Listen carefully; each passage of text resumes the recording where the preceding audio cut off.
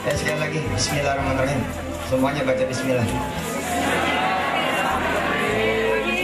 Saya surprise juga nih, Kampung Bahagia ini, Kelurahan Bahagia, Kecamatan Tentrem, Kabupaten Kaya. Negaranya apa namanya? Nama kampungnya bagus ya, Kampung Bahagia, subhanallah ya. Dan ternyata di sini juga jadi kampung Petren. Baru apa ya? Selama ini kan kita ngobrol-ngobrol ya. Ternyata di sini terjadi. Beli nasi di warteg aja tuh pakai deposit. Bukan mah. Pesan mie pakai deposit, beli beras sembako pakai deposit. Ya. Insya Allah kok. Itulah bentuk nanti istilahnya negara kecil ya. Kita tidak sedang membangun negara tentu saja. Kita cintai NKRI, tapi maksudnya itu role modelnya kayak gitu. Tetap aja pelihara mimpinya, pelihara cita-citanya, pelihara kemudian perkataannya. Tadi pagi di Istiqlal kita belajar tentang al-hadaf wal himmah. Al-hadafu wal himmatu, yakni cita-cita, dream, impian, dan kemudian semangat. Pelihara aja semangatnya. Pelihara aja impiannya. Salah satunya misalkan bahwa kita bisa jadi alat pembayaran jalan tol. Ya, udah ada e-tol, nanti ada pay-tol. Insya Allah. Pelihara terus. Keep it in front of you. Taruh semua cita-cita di depan kalian semua, di depan Anda semua, di depan saudara-saudari semua. Kemudian kita naikin lagi, kita perbesar al-hadafnya, al-himmahnya apa? Termasuk tolnya punya kita sendiri. Mungkin kok. Pemerintah kepayahan kalau tidak ada swasta. Nah, swastanya daripada swasta luar kan mendingan swasta kita. Swasta yang di dalam gitu. Insya Allah. Di sini saya juga cukup senang diceritakan Pak Martin dan Adin dan kawan-kawan semua bahwasanya semua pembayaran rumah tangga di RT sini khususnya di RW sini sudah pakai Petren. Ini luar biasa menurut saya. Tepuk tangan buat Kampung Petren ini. Saudara semua yang dirahmati Allah, buat saya pribadi Petren adalah jalan ilmu. Petren adalah jalan ilmu. Maka spiritnya adalah spirit menuntut ilmu. Woi, boleh nggak usah foto dulu. Ini ada foto. Jadi tunggu. Duduk. Belajar dulu. Petren adalah jalan ilmu. Saya membuat Petren supaya kemudian saya bisa belajar dan saya juga bisa mengajar. Teman-teman bisa belajar dan teman-teman bisa mengajar. Sebagai jalan ilmu kita terus memperbesar jalan itu sampai kemudian nanti mudah-mudahan menjadi university sendiri, menjadi kampus tersendiri, dan udah di depan mata kok. Manusia itu sangat perlu namanya ilmu, perlu banget namanya ilmu. Malah melebihi makanan, melebihi minuman. Kalau makanan sama minuman sehari 3 kali gitu ya. Tapi kalau namanya ilmu, sepanjang kita melek, isinya harus ilmu. Entah itu belajar, entah itu ngajar. Petren juga buat saya adalah jalan dakwah. Sebagai jalan dakwah, kita terus akan memperbesar jalan itu juga. Kita akan terus kemudian berkreasi, berinovasi, kemudian mengambil langkah-langkah strategis untuk memperbesar jalan dakwah itu. Dan kita ini adalah pendakwah. Apapun profesi saudara selain penuntut ilmu dan pengajar ilmu, saudara juga adalah pendakwah.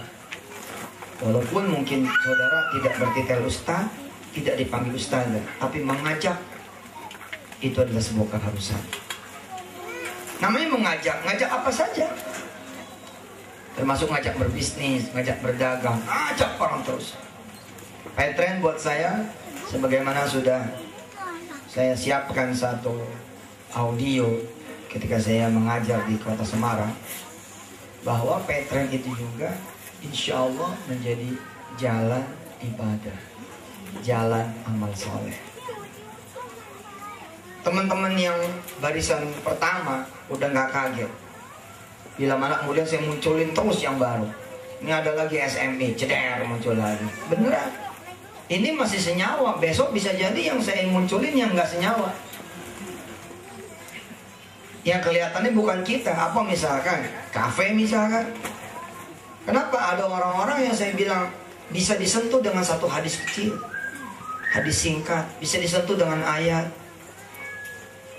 Ada yang belum kita kasih tahu dia udah minta nasihat. Tapi ada orang-orang yang tidak tersentuh kecuali dengan hobinya. Maka bisa jadi kemudian kita bikin cooking class, cooking class Yusuf Mansur misalkan itu belajar bikin apa misalkan tape uli. Tape uli goes nasional ya, goes internasional.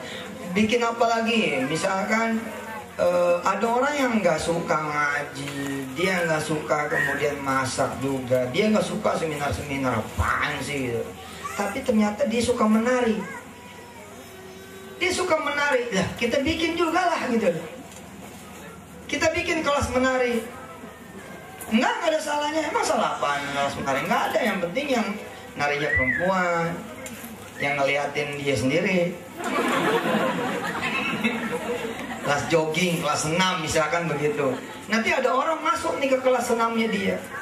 Sebelum masuk kelas senam sebagai instruktur yang ada di pohonnya Yusuf Mansur, dia ngomong, ayo semuanya sebelum senam kita bismillah dulu. Lumayan ya? Lumayan nggak? Lumayan. Itulah hakikatnya variasi dakwah, variasi jalan ilmu. Lumayan loh. Sebaik-baik senam adalah yang dia senam dalam keadaan berwudu. Siapa yang belum berwudu, wudu dulu, saya tungguin di sini. Sebagai instruktur, orang-orang pasti sambil nawatona. Iya, wudu dulu. Lumayan kan kena dapat. Hah? Kemudian dihajar duha dan jeder, ada diajar duha, abad diajar senam, kemudian diajar sholat duha. Ada orang-orang yang nggak kena tuh dengan senam, dengan cooking class, dengan menari, ya. Kita pikirin apa nih yang dia suka, apa yang dia senangi, apa yang menjadi minatnya dia. Ternyata misalkan minatnya apa? Minatnya itu melukis, kita bikin lagi kelas melukis. Intinya sih itu saya bilang, kita harus punya jalan ilmu, jalan kemudian dakwah, dan jalan ibadah. Bisa nggak sih dengan lewat cooking class misalkan, lalu orang-orang bisa kita ajak mendekatkan diri kepada Allah? Bisa banget, tergantung si dirijen aja, tergantung si chefnya aja mau bawa kemana. Maaf ya, majelis ilmu juga kalau si ustadznya, si kiainya nggak kenal sama Allah juga nggak jadi jalan ilmu, nggak jadi jalan dakwah. Ketemu zuhur hajar, ketemu asar hajar, ketemu maghrib hajar, ketemu isya hajar. Nah kita yang ada di situ kan ya gimana imamnya juga, imamnya sholat ntar ya ntar juga. Nah termasuk lewat jalan bisnis. Saya bilang, saya dapat nih teman-teman yang kemudian kemarin nggak pernah ngaji, nggak pernah gimana-gimana, kemudian akhirnya masuk.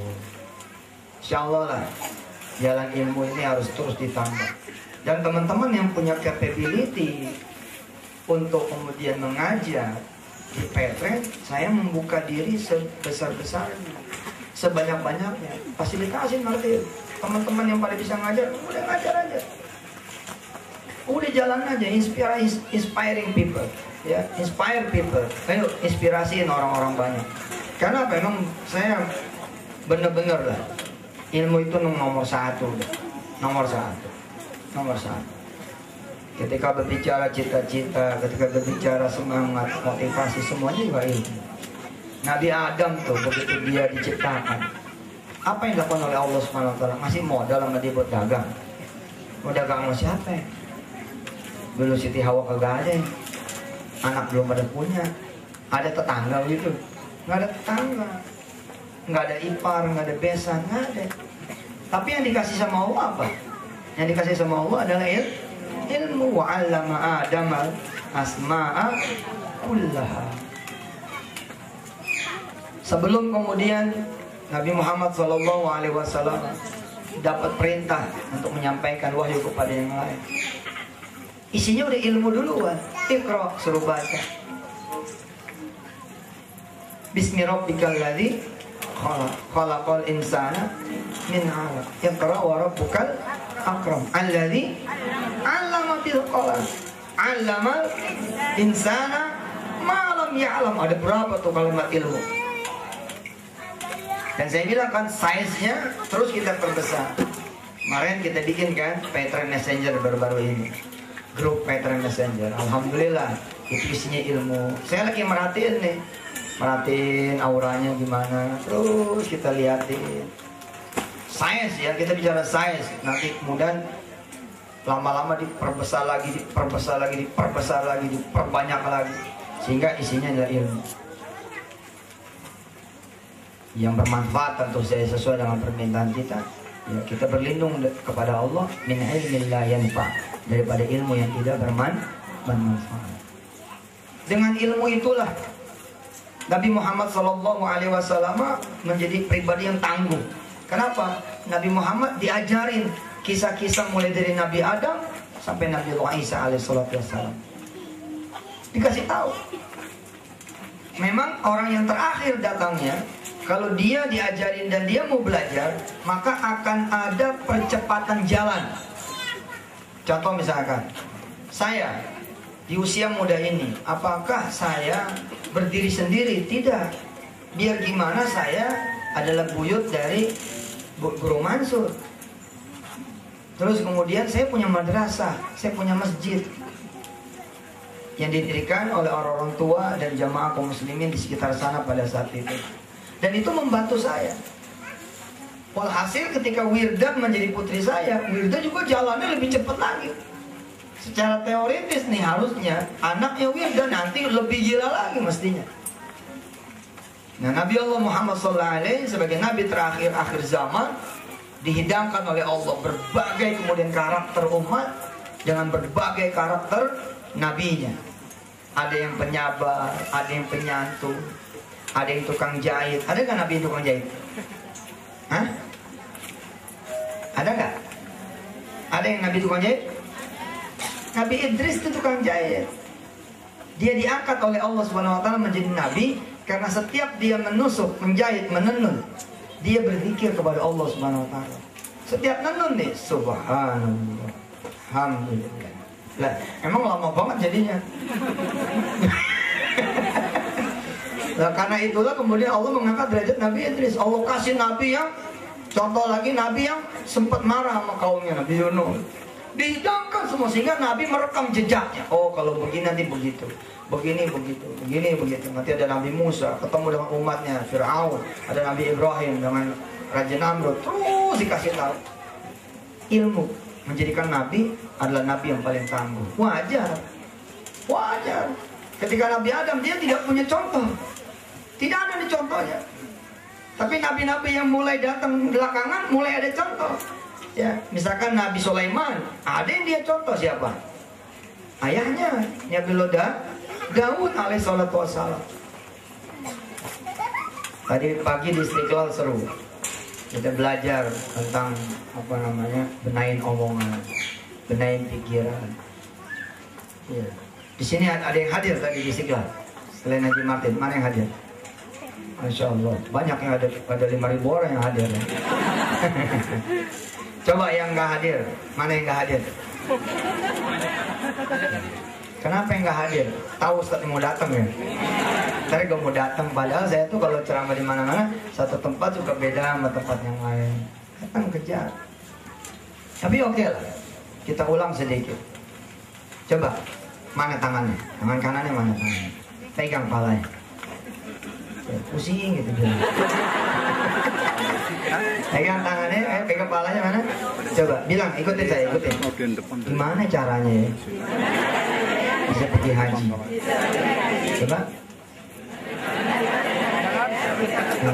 Sekarang nengok satu sama lainnya. Ayo saling tengok, cari temannya.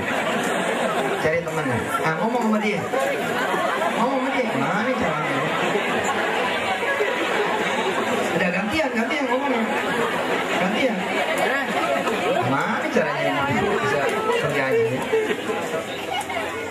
ente ngomong lagi sama orang lain, ngomong lagi sama yang lain, ngomong lagi sama yang lain, ngomong lagi sama yang lain, la syakka wala dab wala raibah, nggak ada keraguan, ente pasti akan nyampe ke haji. Enggak, ada mah nggak mau amin begitu. Nah itu makanya hadir di Istiqlal, kejar tuh ilmu. Nggak mau amin. Kalau emang bakal nyampe juga, ngapain ngomongnya cuma segitu? Ngapain ngomongnya? Mana caranya supaya saya bisa ke haji? Ngapain begitu? Harusnya gimana? Ayo, mana tangannya? Ayo ikutin saya. Gimana ya caranya? Bisa mungkin haji orang banyak. Nah, itu saudara. Kenapa saudara bisa tahu? Karena ada ilmu. Dari mana? Dari saya. Dengan izin Allah SWT. Lah saya dari mana? Dari mata rantai ilmu-ilmu yang lain. Nyampe lah ke saya. Kuncinya apa? Belajar. Kalau orang bilang mas saya, Ustaz bikin apa lagi? Enggak, bikin apa lagi mah itu sarana aja. Ujungnya tetap aja sama. Harus jadi jalan ilmu, jalan dakwah, jalan ibadah. Isinya bakal itu enggak? Kalau bakal itu bikin. Bikin. Itu nanti akan membedakan kita dengan pebisnis yang lain. Membedakan kita dengan apa? Dengan pedagang-pedagang yang lain. Membedakan kita dengan apa? Pengusaha-pengusaha yang lain.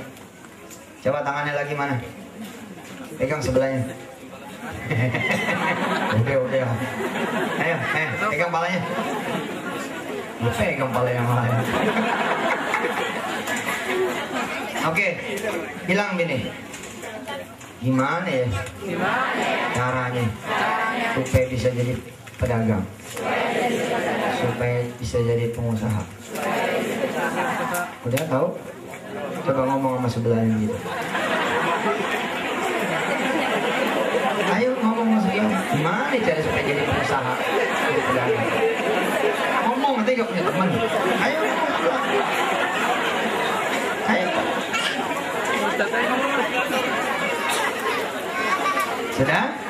Sudah? Nah tadi pagi di Istiqlal kita bicara Al-Wahhab. Kalau ente terus ngomong seperti itu, insya Allah ente jadi pedagang, jadi pengusaha. Amin lah. Jangan dong, jangan amin. Itu kecil banget.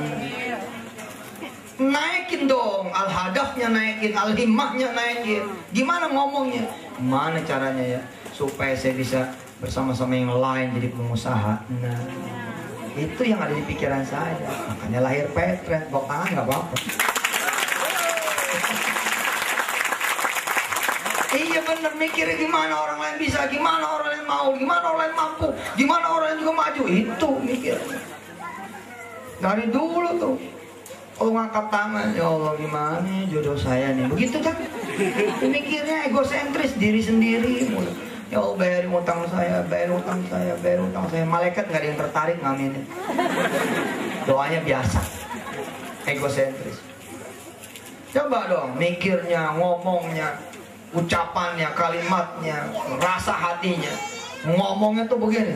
Gimana caranya ya supaya bisa modalin orang-orang gitu. Jangan ngomongin gimana caranya supaya bisa dapat modal. Nyari tahu, nyari artikel, nyari kemudian link internet, nyari buku, nyari informasi, ikut seminar, how to get modal, bagaimana dapat modal.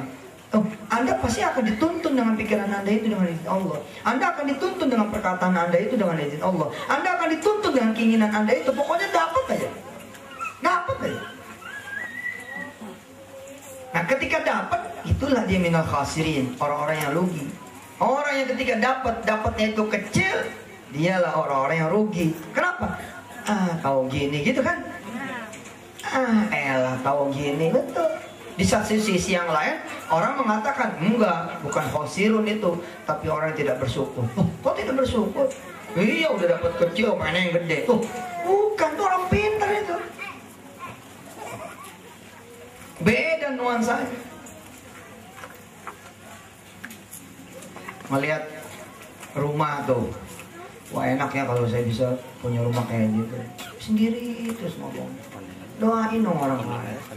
Ketika maju ke Allah tuh, seperti Nabi kan, Nabi ketika mi'rajnya, at-tahiyyatu wassalawatu wattayyibatu lillah. Terus apa kata Allah? Assalamualaikum, gitu ya, ayuhan nabiyyu warahmatullahi wabarakatuh. Apa jawaban Nabi?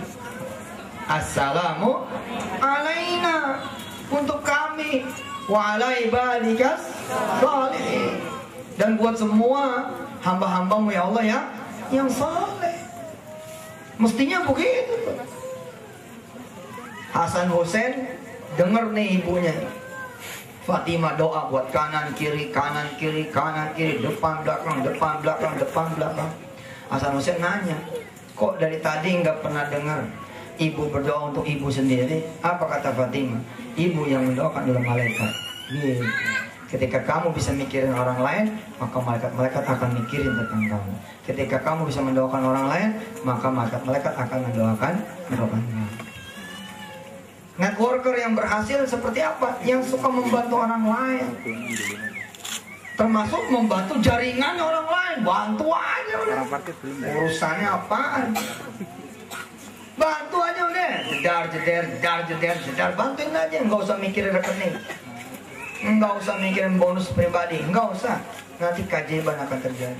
Kosong itu rekening. Dan rekening kan nggak perlu ada, Pak. Emangnya perlu ada rekening? Nggak perlu. Kenapa? Karena Allah memotong percepatannya, betul nggak? Allah memotong kemudian perjalanannya. Emang kalau Anda mau apa? Mau mobil? Perlu apa? Allah ngisi rekening dulu. Perlu apa? Kalau perlu, maka Anda melewati berbagai etapa lagi. Apa? Anda ngambil dulu duitnya, jalan dulu ke showroom, betul tidak? Eksekusi, nungguin lagi SNK.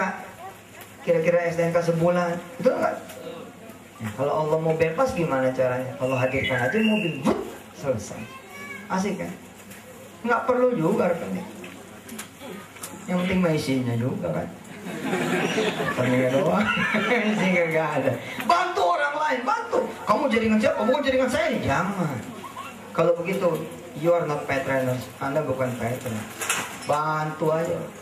Mau siapa kayak bantu. Cedar, bantu.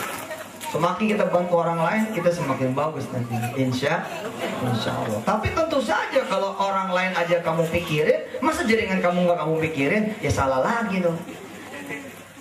Harusnya berbanding lurus nih. Orang lain aja kita bantu, harusnya kita bisa bantu lagi orang-orang yang ikut dengan kita. Tetangga aja kita bantu, apalagi keluarga kita. Masih banyak yang salah. Orang lain dibantu, keluarganya enggak, ya salah juga. Kenapa bisa jadi begitu? Bisa jadi ilmunya memang kurang. Ini perkara ilmu loh. Hal yang sedikit doang tuh tadi, tapi itu karena perkara ilmu, Anda jadi beda sekarang kalau berdoa. Iya juga ya. Bismillahirrahmanirrahim, ya Allah, nikahkan saya. Dan nikahkan semua orang-orang yang belum menikah. Beda nggak tuh doanya? Malaikat lagi ngobrol jadi nengok. Doanya lain. Doanya beda nih. Betul loh. Haji Karpet teman saya, kalau yang dipikirin jual karpet, nyampe, pasti nyampe, kejual tuh karpet.